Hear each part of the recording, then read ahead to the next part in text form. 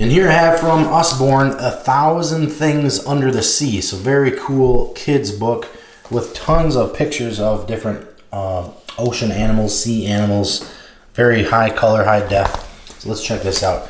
See what's inside. Contents: coral reef. Oops, let's go back one page. Got 1,000 Things Under the Sea, illustrated by Nikki Dyson. And you can start turning it. Contents: coral reef, pages 5 and 6, and it'll tell you where all these animals are.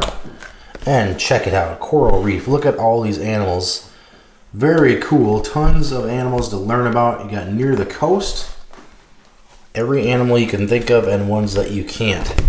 Seabirds, snakes and turtles, rays and sawfish, all kinds of fish, sharks.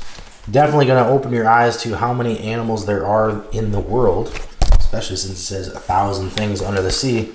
Warm waters, chilly seas, salmon sharks, Greenland sharks, whales, dolphins, porpoises, in a kelp forest, okay, in a rock pool, so different starfish and coral, on the seabed, stuff that's way down deep, a greeter weaver, never even heard of it before.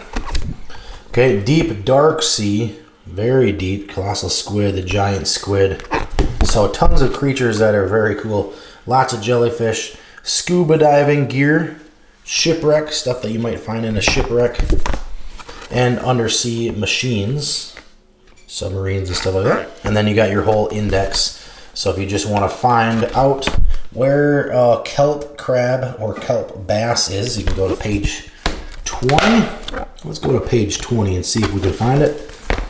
Kelp crab. Let's see if we can find it. Where is it? There's a kelp crab right there. So a very cool book. 1,000 Things Under the Sea. Definitely recommend. You should definitely check it out.